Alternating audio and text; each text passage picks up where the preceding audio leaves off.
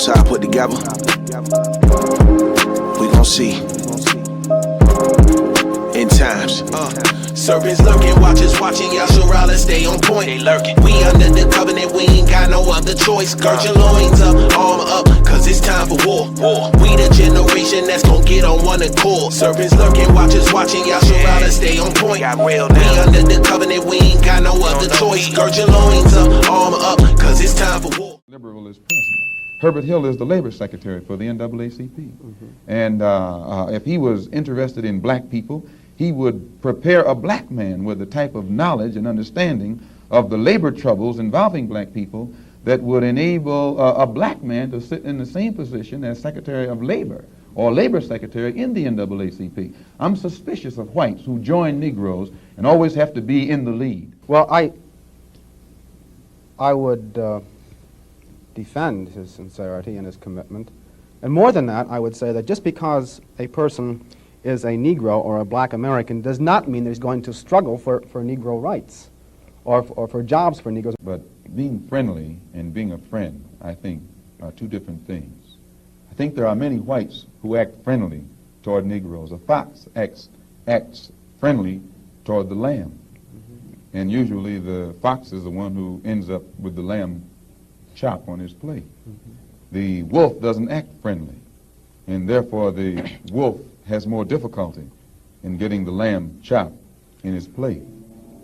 I'd like to point out, though, that... And I say that because it is usually if you study the structure of the Negro community, economically, politically, civically, psychologically, and otherwise, it's controlled by the white liberal, who usually poses as the friend of the Negro, who actually differs from the white conservative in the same way that the fox differs from the wolf. Their appetite is the same. Their motives are the same. It's only their mannerisms and methods that differ. I would agree that no doubt there have been a large number of whites who have posed as liberals and as friends of the Negro and who have time and again betrayed the Negro. On the other hand, I think one could point to a large number of whites who have struggled for civil rights, for equality, and have got little or nothing out of it, other than quite a few bruises. Give me an example. Well, the large number of white students who have gone into the South, for example, working for SNCC and other organizations. Not working for SNCC or other organizations, but working for the white political machines who benefit by the voting efforts of Negroes. Okay, I'll be more specific. I would cite Herbert Hill, for example, as a kind of person who has championed Negro job rights, for example, in New York City and elsewhere. He has fought the political machine. First time I met Herbert Hill personally. Never trust thine enemy. The Bible says never trust your enemies. Come on. For like as iron rusteth, so is his wickedness. You have a good piece of iron. The same way it will rust in time, that's how their wickedness is. Read. Though he humble himself. See that? Though he humble himself. Though he say, I'm sorry for what my ancestors did. I love black people. I apologize for what was done. Read it again. Though he humble himself and go crouching. And though he go crouching, you get Israelite camps say, crouch, bow down to me. They go, okay, we'll bow down to you. We'll humble ourselves. We'll bow. And they go, kwam yashala, kwam. The white man is bowed to me. You simple as hell Israelites. The Bible says, though he humble himself and go crouching, watch this. Yet take good heed and beware of him. The Bible says, take heed of him and beware of him. How much of your money from fundraising do you think came from white people? Any? $0. $0. Yeah, there might have been a couple anonymous white folks who said the $1 or $2, probably, right? But am I consciously aware of receiving a donation from a white person? No. So, this is good.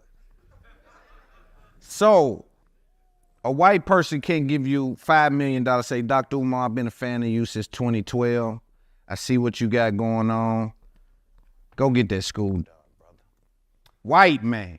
I'm talking about whitest of the white. I don't think I could take it. Okay, so the mission ain't that important there.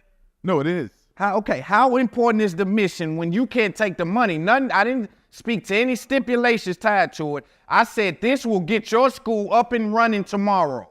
and you denied it. And the mistake you just made is you said a white person is going to give Dr. Umar $5 million with no stipulation. Yeah, what? Who in this auditorium believes that? No, listen. How is that worth clapping them? White people don't give that kind of money without no stipulations, bro.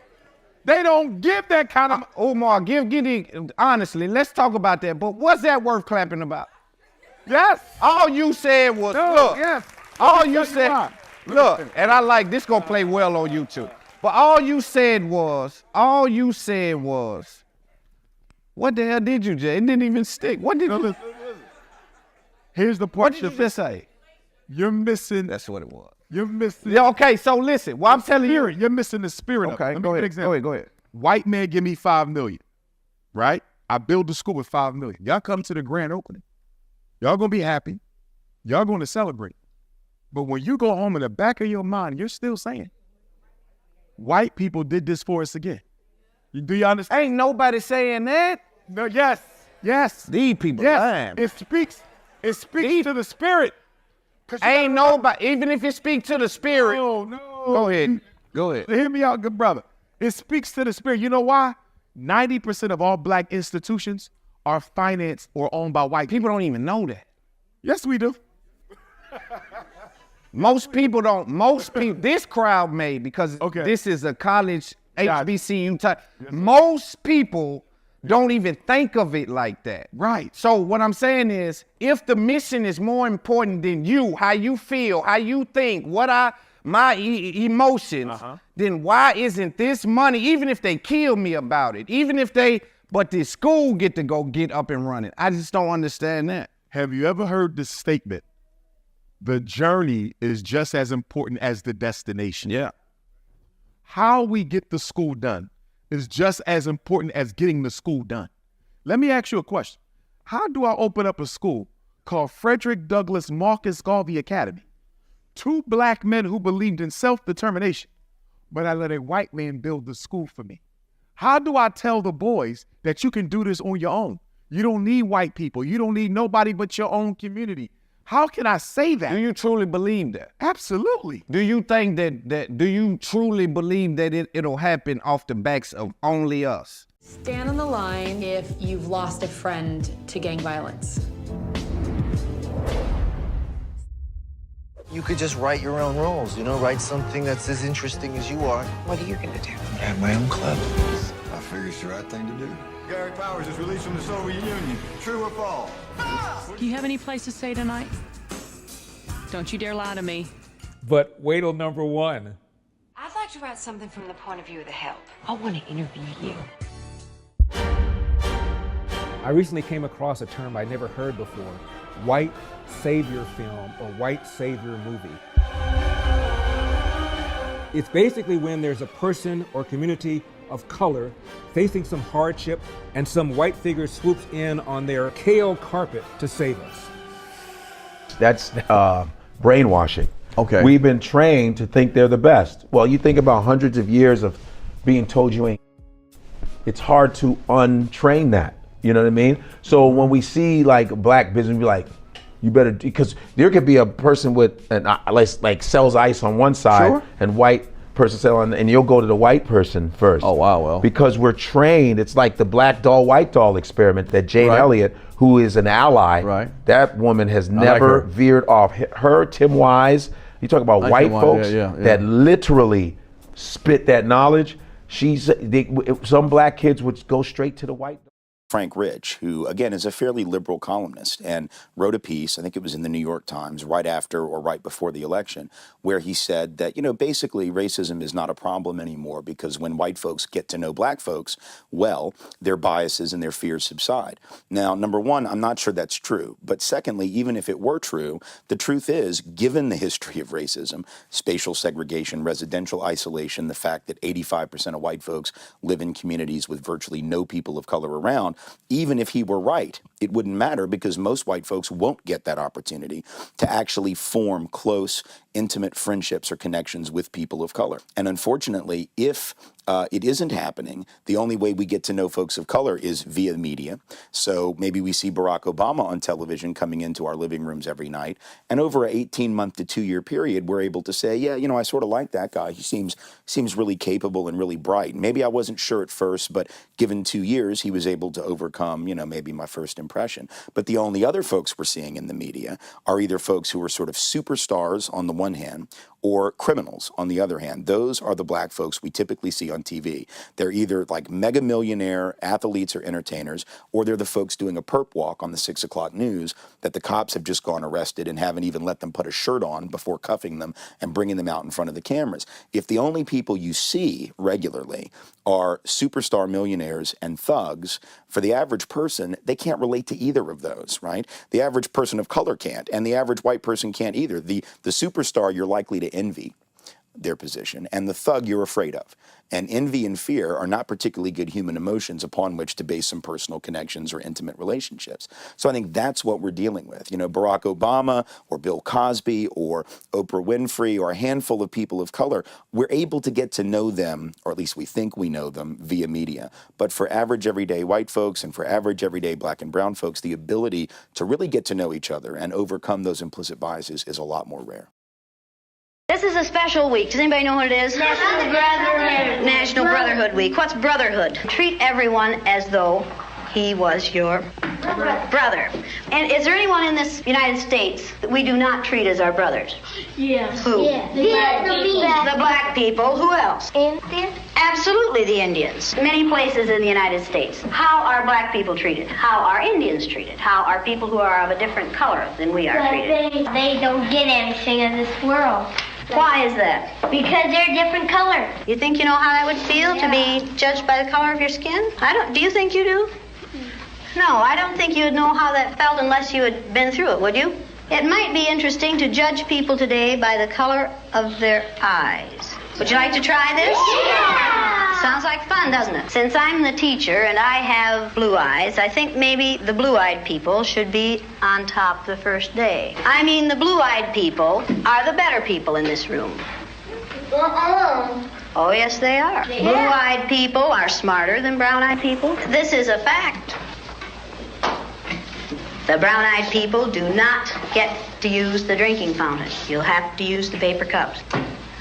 You brown-eyed people are not to play with the blue-eyed people on the playground. Well, the brown-eyed people in this room today are going to wear collars so that we can tell from a distance what color your eyes are. You ready, Laurie? Brown-eyed. She's a brown-eyed. You'll begin to notice today that we spend a great deal of time waiting for brown-eyed people. I don't see the yardstick, do you? It's probably over there. Hey, Miss Lake, you better keep that on your desk when the brown-eyed people get out of hand. Oh, you think if the brown-eyed people get out of hand, that would be the thing to use. Who goes first to lunch? Blue-eyed. The blue-eyed people.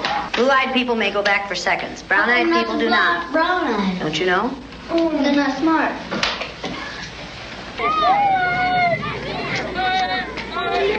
And it seemed like when we were down on the bottom, everything bad was happening to us. The way they treated you, you felt like you didn't even want to try to do anything. It seemed like Mrs. Elliott was taking our best friends away from us. What happened at recess? Were two of you boys fighting? Russell called me names and I hit him in the gut. What did he call you? Brown eyes. They always call us that. They keep calling us brown eyes. What's wrong with being called brown-eyed? It means that we're stupider. I watched what had been marvelous, cooperative, wonderful, thoughtful children turn into nasty, vicious, discriminating little third graders in a space of 15 minutes. Yesterday, I told you that brown-eyed people aren't as good as blue-eyed people. That wasn't true. I lied to you yesterday. The truth is that brown-eyed people are better than blue-eyed people. Russell, where are your glasses? I forgot them. You forgot them. And what color are your eyes? Blue. Susan Ginder has brown eyes. She didn't forget her glasses. Yeah. Russell Ring has blue eyes, and what about his glasses? He forgot them. He forgot them. Yesterday we were visiting and Greg said, boy, I like to hit my little sister as hard as I can. That's fun. What does that tell you about blue-eyed people? They're naughty. The brown-eyed people may take off their collars, and each of you may put your collar on a blue-eyed person. The brown-eyed people get 5 extra minutes of recess. You blue-eyed people are not allowed to be on the playground equipment. You blue-eyed people are not to play with the brown-eyed people. Brown-eyed people are better than blue-eyed people. They're smarter than blue-eyed people. And if you don't believe it, look at Brian. I use Orton Gillingham Phonics. We use the card pack. The brown-eyed children were in the low class the first day, and it took them 5.5 minutes to get through the card pack. The second day, it took them 2.5 minutes. The only thing that had changed was the fact that now they were superior people. You went faster than I've ever had anyone go through the card pack. Why couldn't you get them yesterday? We had those collars on. You think the collars kept you? We just keep thinking about those collars. Oh, and you couldn't think as well with the collars on. 4 minutes and 18 seconds. How long did it take you yesterday? 3 minutes. 3 minutes. How long did it take you today? 4 minutes and 18 seconds. What happened? Went down. What were you thinking of? This.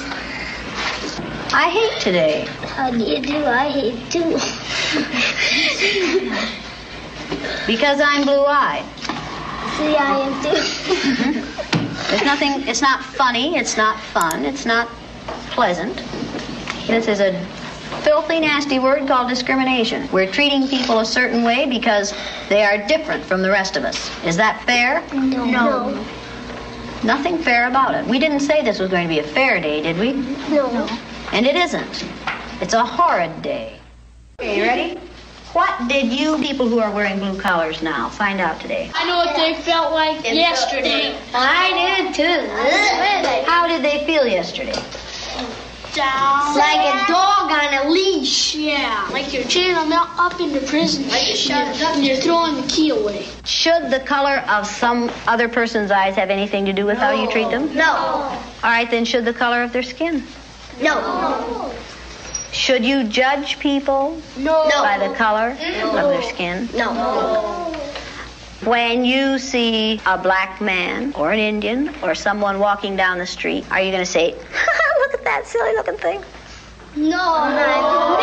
Does it make any difference whether their skin is black or white? No.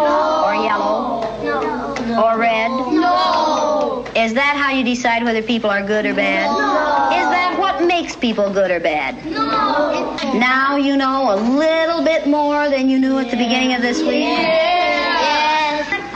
Okay, now are you back? Yes. That feel better? Yes. Does the color of eyes that you have make any difference in the kind of person you are? No. Mrs. Valley.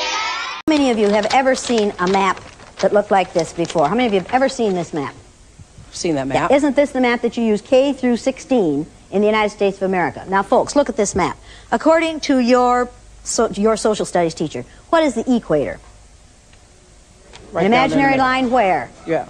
Around the center of the earth. Then if this map is correct, then the equator must be here, and Chicago has a tropical climate. Now, folks, this is the map that we use in the schools. Look where the United States is, in the middle of the world, right? Now, here's the USSR, which is no more, of course, Mongolia, China, Africa, India, Pakistan, Afghanistan. Now, look over here. USSR, Mongolia, China, India, Pakistan, Afghanistan. Two Indias here. We have 2 Indias. Did you know that? Now, people, this is a flat-out lie. Look at the size of Greenland and the size of South America. According to your social studies teachers, what were continents? Largest land masses on the face of the earth, right? Now, do you know the continents?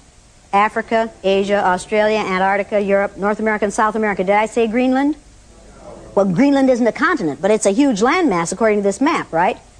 The map is a flat-out lie, people. If you read the legend on the map, here it says, in fact, South America is actually 9 times larger than Greenland. Now, look at this map. The equator on this map is down here. All the white countries are larger than they should be, and all the countries of people of color are smaller than they should be. This is a visual image that teaches children a lie. In order to make this map anywhere near accurate, you have to take this over here and put it here like this. Now, well, can somebody hold that? Can you hold that down there, somebody? Are you a somebody? Sally is a somebody. Okay, yeah. Sally's a somebody. There. Now, take a look at the difference. Does that give you a different visual image of the importance of the United States? People, the way you use things like this, teaching aids like this, are what make you and I racist. We were taught that this is the way the world looks. It's a flat-out lie. How could a parent not be a racist? How could a white parent not be a racist in a situation?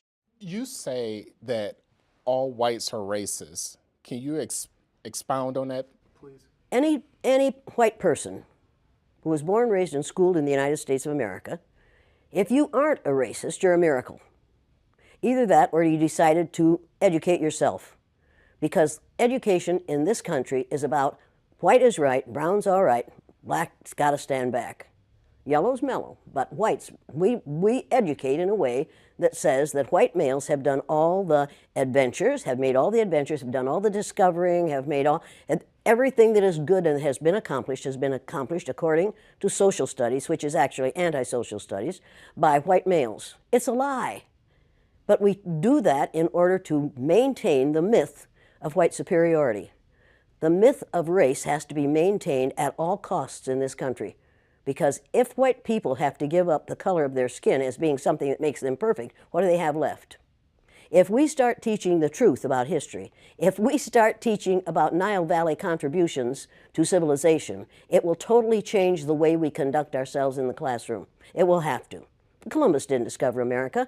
You can't discover a place where people are already living. But we celebrate that every October. It's a lie. We need to get over, we need to stop telling the myths and start telling the truth. So when you tell people that they're racist, and it must have some kind of effect, because most people will say, I'm not racist. I'm not a racist. Why, some of my best friends are black. Right. Yeah, and then you say, name one. Or this one, I don't see color. And when some woman says to me, I don't see color, I say, I knew that. If you saw color, you wouldn't dye your hair that way. Or I say, if you saw color, you wouldn't wear that shirt with those pants. I believe that you don't see color. It's an attempt to deny skin color. So if all white people are racist, according to you, can they be reprogrammed? Of course they can. Of course they can. Of How? course they can be. It's called education. I'm an educator. The word educator comes from the root duck deuce, which means lead, the prefix e, which means out, the suffix ate, which means the act of, and the suffix or, which means one who does. An educator is one who is engaged in the act of leading people out of ignorance. Love it. Now, listen, family, how many of you all are familiar with this one, Jane Elliott? She is known as a teacher. She has made the rounds for decades. This white lady, Jane Elliott, she has been known many years ago on Oprah Winfrey's show, her dealing with her racial theory and project that she does, calling out racism amongst white people, even though she's white. She's been on late night talk shows. I mean, she has been in attendance to HBCUs. Yes, our own people have invited her to their colleges and universities and sororities and fraternities and places of worship, and help to pay this lady's bills and stuff. And I'm going to tell you why I am just on one today. I want you to watch this clip of this so-called anti-racist activist, Jane Elliott. I want you to watch this first clip. To do it that way, then first you have to pay off the Native Americans, whose land we took and whose homes we took and whose people we killed in the millions. No, they got paid. They got paid. We'll have and they have land. Oh, really? Mm-hmm. Oh, really? They have land. They have reservations, and they also have economic. Oh, yeah. And would you like to talk to me about reservations and what a wonderful payment that is? Would you like to be on a reservation? Would you be willing to, would all the black people in this country be willing to take a reservation? That's what the Nation of Islam was asking for. Well, was that a smart thing to do? I don't think it was. Do you think it was a really comfortable place to be? The way that they were living, no, I wouldn't live like that. Oh, well, okay, But the whole planet is a prison for black people. So like it can't get any worse for black people. So you can't. I'm not gonna look at somebody else and say, oh shoot, like I don't want my own land. I don't want a shot at that. I would never say that.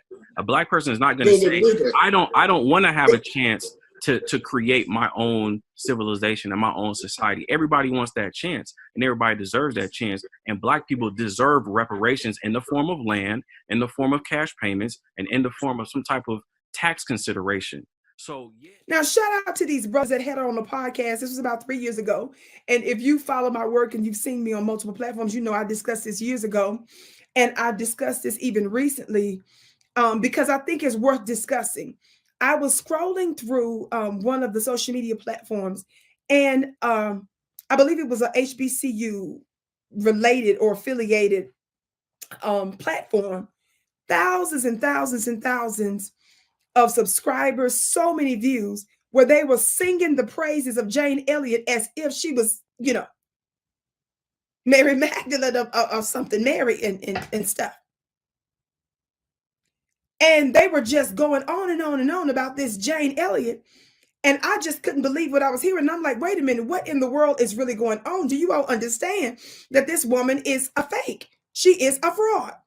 Why am I saying that? She just told you why she is not an anti-racist teacher or activist, an expert and a skilled person that black universities and black religious institutions and black social groups pay honorariums and fly in to talk.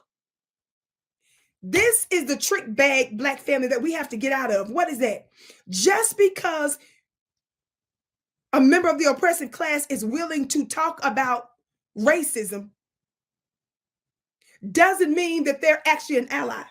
The test is always, what do you do to hold your people accountable? And the moment you bring up reparations and they say no, you know they're a fraud. Hello, Bernie Sanders. How many of you all were singing the praises of Bernie Sanders?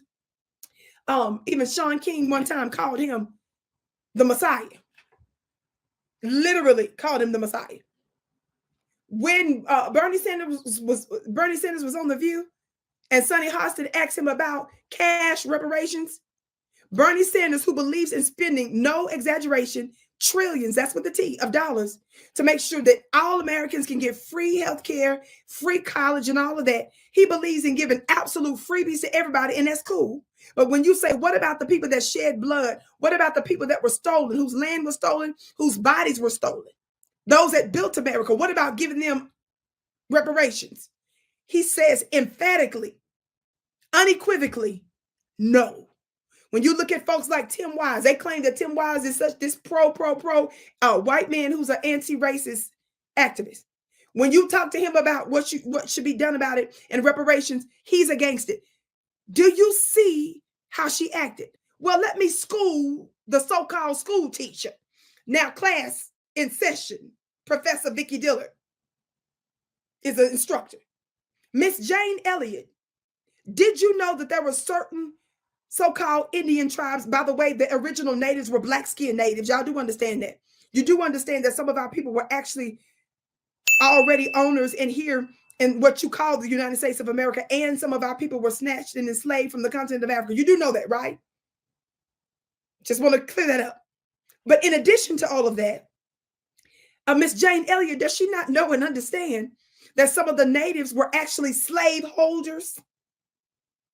Miss Jane Elliott, did you know that the U.S. government years ago entered into certain contracts with several of the tribes, paid them money to release some of their slaves and to pay some of the slaves? And some of the Indian tribes, not only did they not release the slaves in the time that they promised the government that they would, but they kept the money that they were supposed to pay.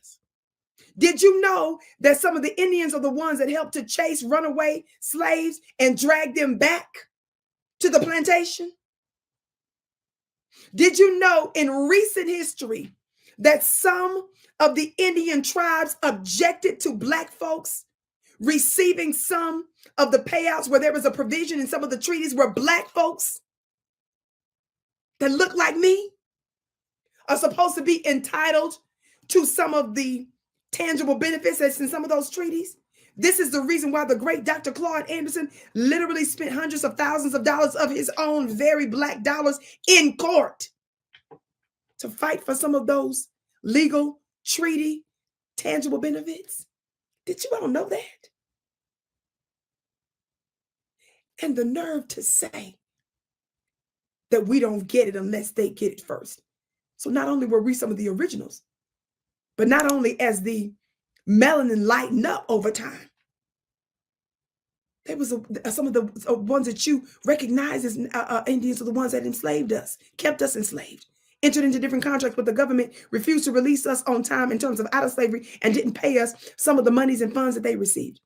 And modern history, some of the tribes reject black folks receiving some of the tangible benefits where there's provisions in some of those treaties that means that belong to us. They got land, free health care, and a whole bunch of other freebies. So because they're not, in her estimation, and based on anybody that has intelligence, because they're not good stewards of the land and the freebies and the tangibles, I should say, that they receive. She shrugs her shoulders and she thinks that that should be out of the question for us. Shout out to that brother on the podcast, Socks and Sandals, that put her in place.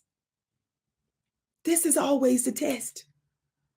Who cares if your oppressor is willing? There's a group of the oppressors that lie about our oppression. And then there's another group that's willing to admit it. And that group is willing to admit it because they know that they don't have to do anything about it. They know that there's no repercussions. There's no accountability. There's nothing required of them. And the moment you say reparations, and the moment you say to right your wrongs, the real them comes out. And did you see it with her little attitude and huffing and puffing? She turned into a total Karen, a total Gretchen, a Matilda. And we calling you out. And that's my judgment today. Talk black to me. I can't wait to hear what you have to say about it. That Jane Elliott, who is an ally, that woman has never veered off. Her, Tim Wise, you talk about white folks that literally spit that knowledge. He gon' send his hand, destruction gotta come, that's how he get us out this lane. The devil working hard, trying to get us out his plane. His sheep hear his voice, so he can't get us out his hand. We gon' trust the Son of Man, blow your wings, Father. Your kingdom coming, we just trying to make it in, Father. Rather we